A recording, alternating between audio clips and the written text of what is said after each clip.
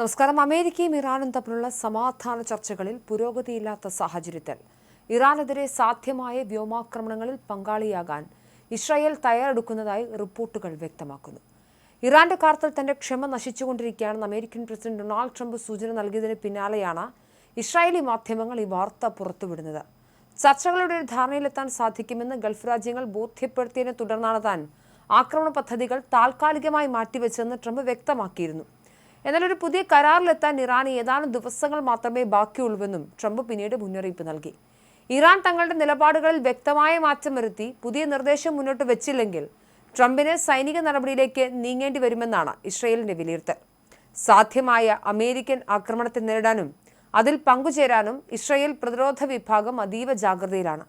ഇതിന്റെ ഭാഗമായി പ്രധാനമന്ത്രി ബെഞ്ചമിൻ നെതന്യാഹുവിന്റെ നേതൃത്വത്തിൽ സൈനിക തലവന്മാരുടെയും രഹസ്യാന്വേഷണ വിഭാഗം മേധാവികളുടെയും അടിയന്തര യോഗം മണിക്കൂറുകളോളം നീണ്ടുനിന്നു.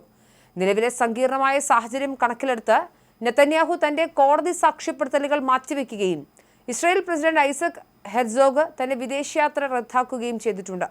അതേസമയം ആക്രമണ പദ്ധതികൾ താൽക്കാലികമായി നിർത്തിവെച്ചതായി പ്രഖ്യാപിച്ചെങ്കിലും ട്രംപ് തന്റെ ദേശീയ സുരക്ഷാ ഉപദേശകരുമായി സൈനിക നീക്കങ്ങളെക്കുറിച്ച് വീണ്ടും ചർച്ച നടത്തിയതായി റിപ്പോർട്ടുകളുണ്ട്. ഏതാനും ദിവസങ്ങൾക്കുള്ളിൽ തന്നെ ഇക്കാര്യത്തിൽ അന്തിമ തീരുമാനം ഉണ്ടാകുമെന്നാണ് ട്രംപ് മാധ്യമങ്ങളോട് പറഞ്ഞത്.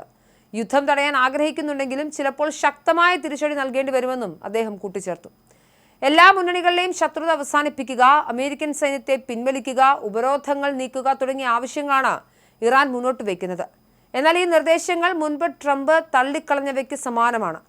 ആണവായുധങ്ങൾ കൈവശം വയ്ക്കാൻ ഇറാനെ ഒരിക്കലും അനുവദിക്കില്ലെന്ന നിലപാടിൽ അമേരിക്കയും ഇസ്രായേലും ഉറച്ചു നിൽക്കുകയാണ്. ഇറാൻ ആണവശേഷി കൈവരിച്ചാൽ അത് ഇസ്രായേലിന്റെയും മറ്റ് മിഡിൽ ഈസ്റ്റ് രാജ്യങ്ങളുടെയും നാശത്തിന് കാരണമാകുമെന്നും ട്രംപ് ഭയപ്പെടുന്നു. എന്നാൽ തങ്ങൾക്ക് ആണവായുധ നിർമ്മാണ ലക്ഷ്യങ്ങളില്ലെന്നാണ് ഇറാന്റെ വാദം.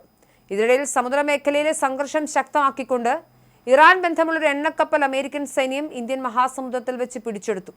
ചർച്ചകൾക്ക് മധ്യസ്ഥത വഹിക്കുന്ന പാകിസ്ഥാൻ ഇരു വിഭാഗത്തിന് മുന്നിൽ സമയം വളരെ കുറവാണെന്ന് മുന്നറിയിപ്പ് നൽകുന്നുണ്ട്.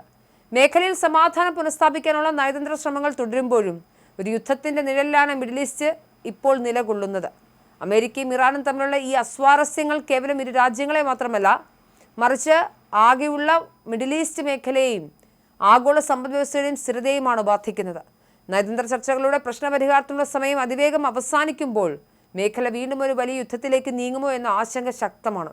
വരും ദിവസങ്ങൾ അമേരിക്ക സ്വീകരിക്കുന്ന നിലപാടുകളും ഇറാന്റെ പ്രതികരണങ്ങളുമായിരിക്കും മിഡിൽ ഈസ്റ്റിന്റെ ഭാവി നിർണ്ണയിക്കുക. എന്നാലും വളരെ ആശങ്കയോടുകൂടിയാണ് നമ്മൾ ഈ വിഷയത്തെ കാണുന്നത്. നേരത്തെ തന്നെ ട്രംപ് മുന്നറിയിപ്പ് നൽകിയിരുന്നു, വെടിനിർത്തൽ വെന്റിലേറ്ററിലാണെന്നുള്ള കാര്യം. ഒരു സുനിശ്ചിതമായൊരു ഭാവി ഉണ്ടാകുമെന്ന കാര്യത്തിൽ വലിയ പ്രതീക്ഷയോടെയാണ് കടന്നുപോയിക്കൊണ്ടിരുന്നത്. മിഡിൽ ഈസ്റ്റിൽ വെടിനിർത്തൽ തുടർന്നപ്പോഴും ആശ്വാസമാണ് ഉണ്ടായിരുന്നത്. എന്നാൽ ഏത് നിമിഷം യുദ്ധം ആരംഭിച്ചേക്കാം. കുറച്ച് ദിവസങ്ങൾക്കുള്ളിൽ ഇറാൻ നിലപാട് വ്യക്തമാക്കണമെന്നും കരാറുകളിൽ ഏർപ്പെടണം എന്ന് തന്നെയാണ് അമേരിക്ക ആവർത്തിക്കുന്നത്. സാധിച്ചില്ലെങ്കിൽ മിഡിൽ ഈസ്റ്റിൽ വീണ്ടും യുദ്ധമുണ്ടാകും. അമേരിക്കയ്ക്കൊപ്പം ഇസ്രായേലും അണിചേരുമെന്ന് തന്നെയാണ് ഔദ്യോഗിക റിപ്പോർട്ടുകൾ.